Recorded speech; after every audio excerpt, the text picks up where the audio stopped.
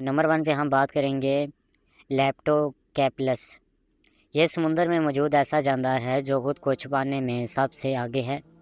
دوستو، باقی مچھلیاں انڈے اور بچے تو بہت دیتی ہیں، لیکن ان میں سے کچھ ہی بچے یعنی مچھلیاں سروائیو کر پاتی ہیں، زندہ رہ پاتی ہیں۔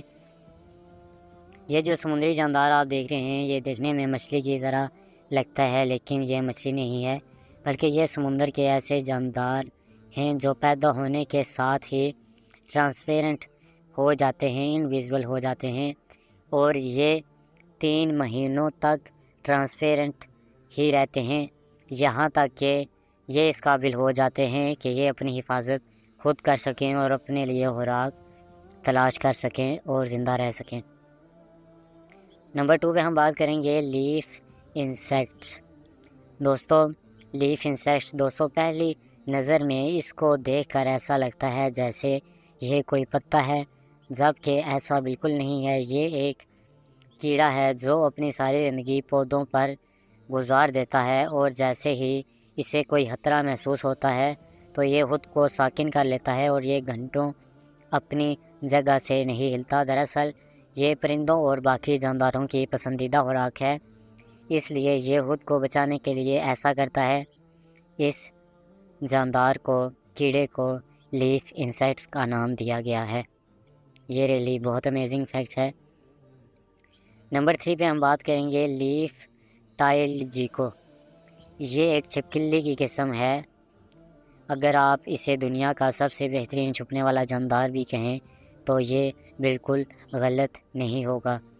یہ ایک ایسا جاندار ہے جو کسی بھی کلر میں ٹرانسپیرنٹ ہو سکتا ہے۔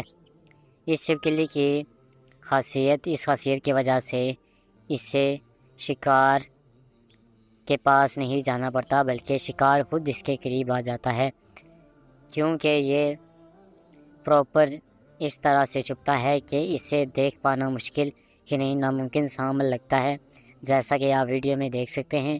اس کو دیکھنے کے لیے آپ کو آنکھیں بالکل کھلی اور آنکھوں کی دیکھنے کی صلاحیت کو بھرپور استعمال کرنا ہوگا۔ یہ مختلف کلرز میں پائی جاتی ہے چھپکلی، جو کہ ایمیزون کے جنگلوں میں اکثر دیکھنے کو ملتی ہے۔ یہ دنیا میں اور بھی کئی جگہوں پر، کئی مقامات پر، کئی ممالک میں دیکھی گئی ہے۔ نمبر 4 پہ ہم بات کریں گے پیگمی سی ہارس۔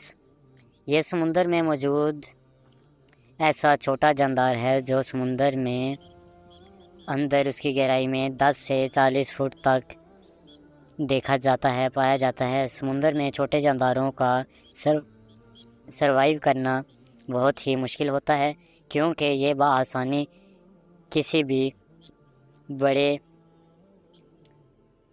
جاندار یا مچھلیوں کا شکار بن جاتے ہیں۔ یہ سائز میں بہت زیادہ چھوٹا جاندار ہے۔ سمندر کا یہ جاندار ہمیں آسٹریلیا، جاپان، نارتھ امریکہ میں دیکھنے کو ملتا ہے۔ یہ جاندار یعنی پیگمی چھپنے میں اتنے ماہر ہوتے ہیں کہ انہیں انسان تو کیا سمندری جاندار بھی نہیں دیکھ سکتے۔ یہ اپنی زیادہ تر زندگی سمندر میں موجود درختوں پر ہی گزارتے ہیں۔ یہ اپنا رنگ اور جسامت ان پلانٹس، پودوں، درختوں کی طرح بنا لیتے ہیں، جس سے انہیں ڈھونڈ پانا مشکل ہی نہیں، ناممکن میں شامل ہو جاتا ہے۔ جب سائنسدانوں نے اسے دریافت کیا تھا تو انہیں لگتا تھا کہ یہ صرف 2 رنگ ہی بدل سکتا ہے۔ جب انہوں نے اس پر سرچ کیا تو ایک سوکھی ہوئی ٹہنی کو پانی میں ڈبویا، جس پر اس جاندار نے اپنا کلر سوکھی ٹہنی کی طرح کر لیا۔ یہ ریلی بہت امیزنگ ہے۔ نمبر 4 پہ ہم بات کریں گے ایسٹرن سرچ آؤل۔ یہ جو آپ دیکھ رہے ہیں، یہ ایک ایسا الو ہے۔ یہ ایک بہت ہی چالاک شکاری ہے جو کہ اکثر ہمیں سوکھے درختوں پر دیکھنے کو ملتا ہے۔